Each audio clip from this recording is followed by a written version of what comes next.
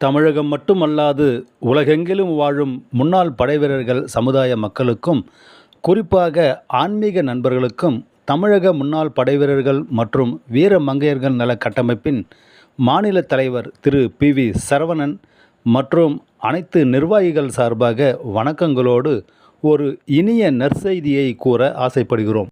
அதாவது, நம் சமுதாய மக்கள் இராணுவ பணியிலிருந்து ஓய்வு பெற்றதும் அவரவர்களின் திறமைக்கு ஏற்ப தங்களது செகண்ட் கேரியர் வாழ்க்கையை தேர்ந்தெடுக்கின்றனர். சிலர் அரசு தேர்வுகளில் வெற்றி பெற்று மத்திய மாநில அரசு துறைகளில் நல்ல பணிகளில் அமர்கின்றனர். சிலர் விவசாயத்தை முழுநேர பணியாக தேர்ந்தெடுக்கின்றனர். சிலர் தனியார் துறைகளில் வேலைக்கு சேர்ந்து தனது உழைப்பாலும் நேர்மையாக தங்களது பணிகளை செய்து உயர் அதிகாரிகளாக ஜொலிக்கின்றனர். மேலும் பலர் காவலர் பணிகளை தேர்ந்தெடுத்து மகிழ்கின்றனர்.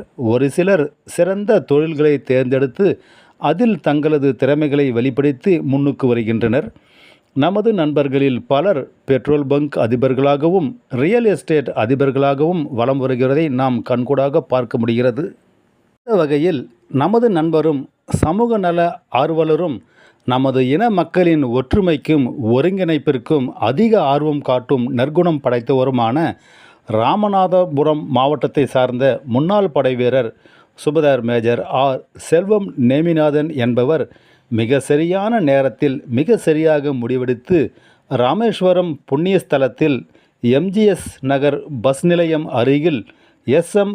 ரெசிடென்சி என்ற பெயரில் தங்கும் விடுதி ஒன்றை அமைத்து கோவிலுக்கு வரும் பக்தர்களுக்கு ஓய்வெடுக்க அனைத்து வசதிகளையும் கொண்ட single bedroom, double bedroom, family bedroom என வசதி செய்து தருவது மட்டுமல்லாது, ராமேஸ்வரத்தில் பார்க்க வேண்டிய முக்கிய இடங்களான அக்னி தீர்த்தம், ராமநாத சுவாமி கோவில், ராமர் பாதம், ராம் சேது, தனுஷ்கோடி, லைட் ஹவுஸ், கோதண்டராமர் கோவில், அப்துல் கலாம் நினைவகம் மற்றும் அவரது வீடு, ராமர் தீர்த்தம், லக்ஷ்மண் தீர்த்தம், பஞ்சமுக அனுமன், கண்ணாடி கோவில், நடராஜர் கோவில், பானுகங்கா தீர்த்தம், பாம்பன் பாலம் போன்ற புண்ணிய ஸ்தலங்களுக்கு சென்று வர நவீன வசதிகளுடன் கூடிய சொந்த வாகனங்களையும் ஏற்பாடு செய்து தருவது மட்டுமல்லாமல், கூடவே இவர் அல்லது இவரது சகோதரர் திரு மதன் அவர்கள் யாராவது ஒருவர் கூடவே சென்று சிறந்த வழிகாட்டியாக செயல்பட்டு